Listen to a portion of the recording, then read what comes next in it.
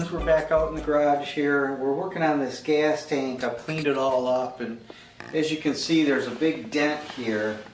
And I guess it's fairly common on these vehicles to, you know, because the gas tank hangs a little bit lower than the bumper, if you drive over a curb or something high, it's easy to hit this and actually kind of press it in. So what we're going to try to do is just pressurize the tank a little bit. I've drained all the gas out of it, and just gonna, this cap is a sealed cap, so it's not vented, so that's sealed, and then there's just two lines that run in and out of it. I've plugged one, and then in the other I'm simply just going to connect an air hose here and put a little bit of air in it and kind of pressure it up, and that should pop that, hopefully pop that tank back out, make it more close to what it normally was. So we'll go ahead here and just gently pressurize this.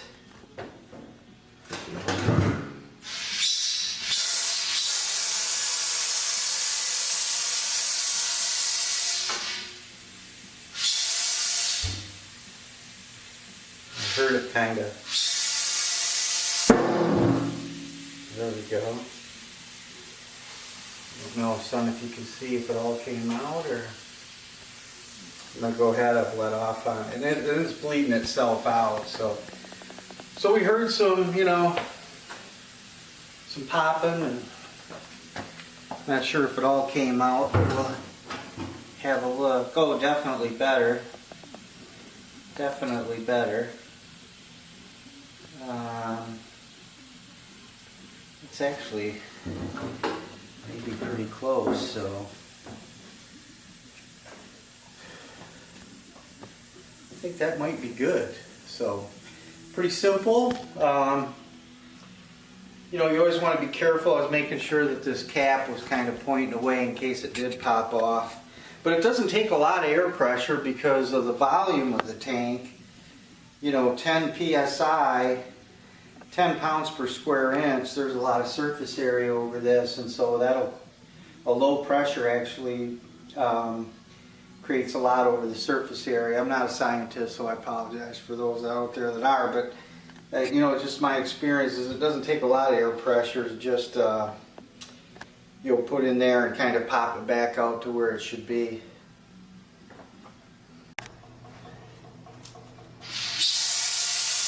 Yeah, you can see it kind of pushing there. Where did it come out? Down there. A little more. Oh yeah. Stop, stop, stop. That's pretty good. If it doesn't go back in. I think it pushed it enough that it should be fine. Sure we don't want to give it a little bit more? Well, what we'll do is we'll let it bleed off and see what happens to it, because we can always keep doing it. Right. But we can't undo it if it gets ballooned out so much that it just becomes a watermelon. Right. That definitely looks better. Right? Yeah. This here needs to go in just a little. Yeah, but wait, because who knows, maybe it'll suck in a little bit.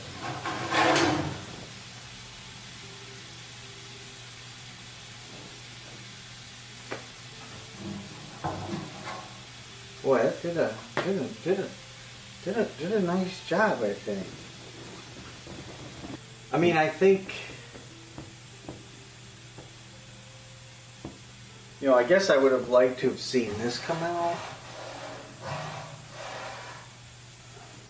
Now, I guess what I don't know is if there's something that we can go down the neck of this tank with.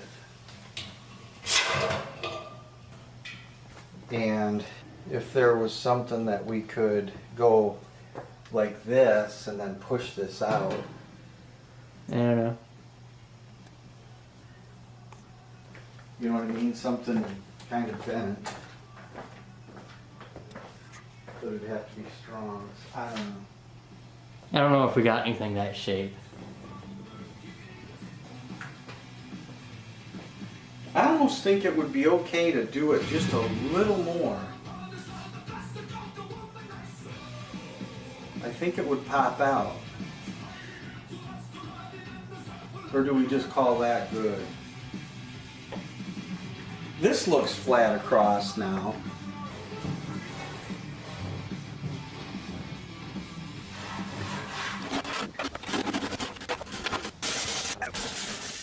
So now that we've got all of the dents out of our tank, the next thing we had to do was to actually remove any of the loose rust and dirt.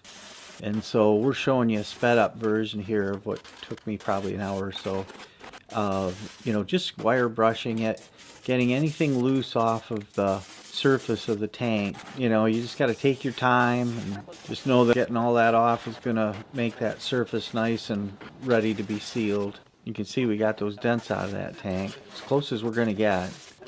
And it's important that we really invest time in this and get it right, because I've researched and you can't even get these gas tanks today. I'm sure they're around. You got to find them through junkyards, you know, that kind of stuff. But they're pretty hard to find, so we're lucky that this one's in good shape. And we're taking the time to make sure that we preserve it, protect it, and make sure it'll last.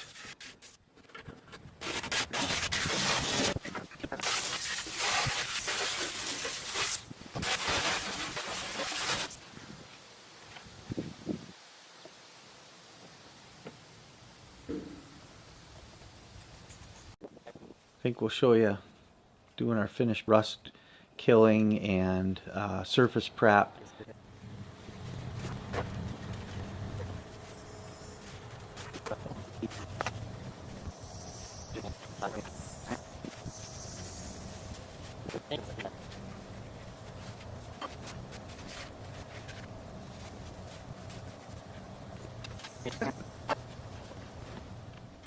When we're done here, we'll have that tank ready to go back in the car.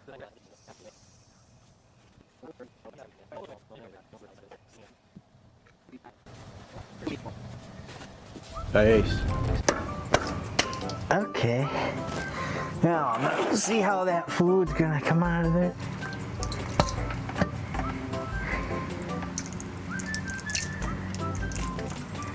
There we go.